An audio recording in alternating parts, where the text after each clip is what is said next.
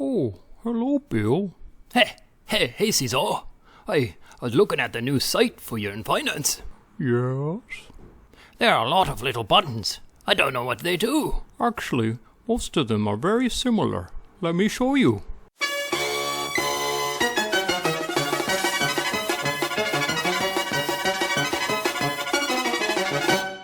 Hello and welcome to Ceazor's Snack Sandwich. Today we're on Ethereum and I'm taking a look at yearn.finance new vaults. Well, they're not the new vaults, but the vaults inside the new yearn.finance website. Now, I've been meaning to do this video for a while. It's a general video on some aspect of these vaults. And, I've been on vacation, so I haven't done it really. But here I am. I'm doing it today. Okay, I'm doing it right now. So let's go down and see what I'm talking about. If we go down through the vaults here, we see a whole bunch that have to do with Curve. You see, this one's CRV, CRV, CRV. This is actually also a CRV, CRV. All these CRV tokens, they all require you to go to curve.fi to build LP tokens in order to put them in here. Now, why do they use LP tokens? Because LP tokens are a little bit safer than using straight asset tokens in the version 1 vaults. Okay, in the version 2 vaults, they don't have the opportunity for exploits as so much as with the version 1s. These ones are a little bit more risky. They could be exploited, and as you can see, this one has been recently exploited. But if you put your money into one of these Curve vaults or these Curve LP tokens and put the LP token in here, it's much more safer in that sense. Okay, I'm not going to get into the details of that. So basically, I'm going to show you what these kind of are in a general way, because the same process to get all of these tokens, you just need to supply different tokens. So on curve.fi, you would go to here and you would decide which one you wanted to supply to. So maybe you wanted to, let's say you wanted to get into this one here, this curve BUSD token. So you'd come here and go to curve BUSD, find BUSD. Where is it? Right up here. So click there. So you'd supply some tokens to this and deposit them here, and you would get them an LP token, and you could then deposit in here. So I'm going to go over to a flowchart and give you an explanation of what happens inside all of these vaults. Now, again, this is a general case. There's slight differences between them, but not major differences. So let's swing over there now and take a look at that. Okay, so here we have our friend Dollar Bill. He's looking to invest his Ceazor token. Now, this is not a real token. I'm just going to use a fake token for fun because it's fun, and there's no LP tokens for Ceazor on curve.fi, but you could replace this token with any of the tokens that curve.fi does support. Okay, so we're going to use it today. Okay, now, so he has the Ceazor token and he's looking to invest it. So he comes to yearn.finance and he sees, oh, look at this. There's a yearn Ceazor vault. Okay. So he decides, oh, I want to get into it. So he checks Zapper, and Zapper has a way to get in. So he can get in through Zapper, and the vault will give him back a CRV Ceazor token. So this is a vault token for this vault here. Now, Zapper doesn't always have the capability to send tokens straight into yearn vault because, they're constantly developing new vaults, and Zapper has a lot of things to do, so they can't, constantly be developing the system to get into these vaults. So it's a good idea to know how to get into them the other way, just in case Zapper doesn't do it, or if you need to, it's always a good idea to know how Zapper is doing what they're doing, so then you can understand better and maybe decide if you want to do it manually yourself anyways. So how to manually get into this vault? It's pretty simple. I explained it to you before. You just go to curve.fi and you deposit your Ceazor token into curve.fi.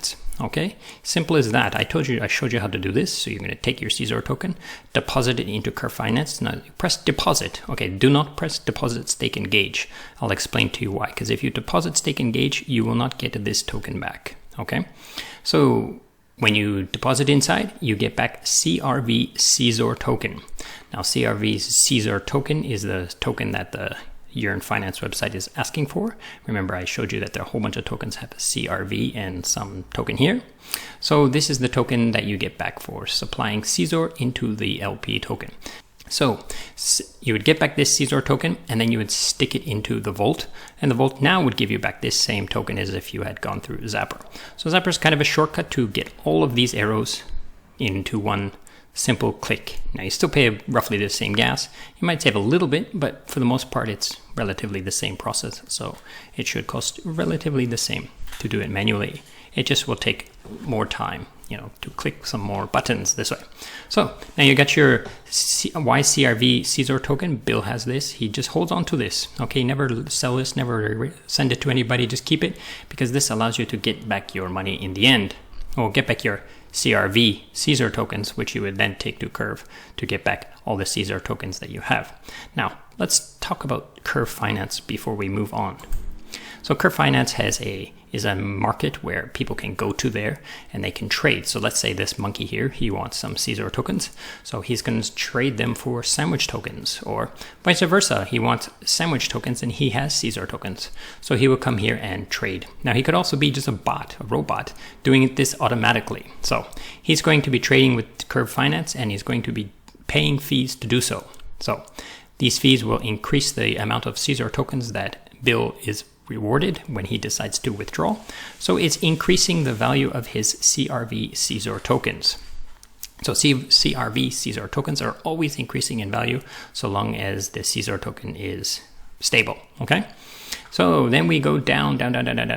So what is this vault going to be actually doing with the CRV Ceazor tokens that you have deposited into this vault? Let's go. So what they do is they immediately take this CRV Ceazor token and stake it in the gauge. Just like here, if you would have pushed this, you would have done it manually, but you would miss out on some benefits of the yearn vault. Okay, so it's basically the same as this, but the vault's going to do it. Now the vault, it's better to use the vault because of some other reasons I'm going to explain over here. So he stakes into this vault and he's going to gain some rewards. Okay, so the first thing, most vaults, most of these LP tokens or LPs, they all give CRV rewards. So there's very few of them that don't give CRV rewards, and some of them give other token rewards as well. Now, let's swing over to Curve Finance and take a look at some of the list of the tokens that you could receive and which ones give which rewards, and then we'll come back to here and talk a little bit more about this. What's the next steps of this? Okay, so here we are on Curve Finance again, and I'm going to show you some of the different LPs here. So if you go to the home page here, it'll say root here otherwise, right? If you're somewhere else, it'll say root. So you click on that and you go down here and it basically shows you all of the pools that are in the Curve Finance right now. So if you go down through the rewards here on the left, right in the middle column here, you'll see this. Oh, this one's paying between 23 to 59% in CRV tokens. Now this 23 to 59 is basically from boosts. Now when I get back into the flowchart, you'll understand where the boosts come from, but you need to boost this LP in order to get it up to 59%. Now this APY up here is basically trading volume, okay? So going down, you see this CRV, going down. Oh, see this one here, this pool here, it uses synthetic USD and it also gives SNX tokens.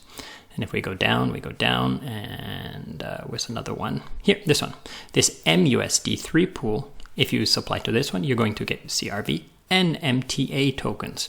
So as you can see, some of them have extra rewards that are beyond the CRV tokens. So when you're just trying to decide which vault to go into or which liquidity pool to supply to, you can look here and try to decide. It will help you to decide, because 24 plus 7 is different than something like just this one, which is just 10 or 4 to 10%.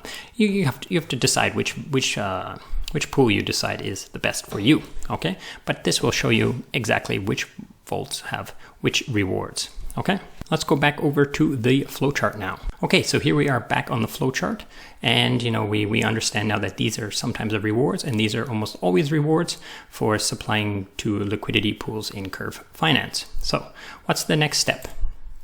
The next step is every once in a while, this vault will decide, let's harvest these rewards and bring them over back into the vault. And while they're bringing them back into the vault, they will either use SushiSwap or Uniswap to sell them for more Ceazor tokens. And then they will use the Ceazor tokens to build more CRV Ceazor tokens and then stick those in the gauge as well. So it's kind of like a circle. So they do this automatically for you, so you don't have to do it. If you were to have used deposit, stake, and gauge, then you would have to claim these by yourself, pay gas to claim these, and gas is pretty expensive right now. Instead, the profits of the entire vault is going to pay for the gas together. So you share this gas cost with all of the other people inside this vault. Now sometimes they use Uniswap, sometimes they use SushiSwap. It depends on the different vaults and so forth, and it depends on the time. So I've put both of them here. So they would choose which one to use, okay? So next step. The next thing they do is actually, all of these tokens will be traded for the base token. But some of these CRV tokens, 10% actually, will be stuck into the VE CRV. Now there's a place on Curve Finance where you, if you were doing it manually, you could stick your CRV rewards to boost your LP rewards, okay? But Yearn.finance has an entire pool that uses, so it's a single pool of VE CRV that affects all of the Curve vaults. So every Curve vault is adding 10% of their Curve rewards to this contract here and boosting all of the whole system. So it's a benefit of Yearn.finance. You know, you can't achieve this by yourself because you don't have so many CRV tokens like they do, okay? So they are able to boost it quite a bit. Now, when they put these tokens in here, it actually boosts the rewards to what they call the back scratcher. Now, the back scratcher is another vault on Yearn.finance that is pretty special, and it will boost the rewards of that one there. Now, other people, even Bill here, he could bring additional CRV tokens. Maybe he bought them at the market, or he has some in his wallet, or somehow they've got some CRV tokens. They can stick it in the back scratcher. Now the back scratcher locks tokens in for 4 years, and every time it locks more tokens in, it resets the 4 years to 4 years. So whenever you deposit into this back scratcher, you're basically locking forever. And this back scratcher can give back people 3 CRV tokens. These are another pool token. It's an LP token for Curve Finance. So people who stick CRV in here will get back these 3 CRV tokens. However, the back scratcher will also boost these rewards for all of the vaults inside Yearn.finance. So it's kind of like it's a back scratcher. You know, it scratches the backs of these, and these guys scratch the back of the back scratcher. So that pretty much covers the general idea of what's happening inside a Curve vault. Now, like I said, these Ceazor token can be changed to any other thing, and maybe these rewards will change as well. So I hope this has been clear, and I hope you have a better understanding of what's going on, and thanks for watching.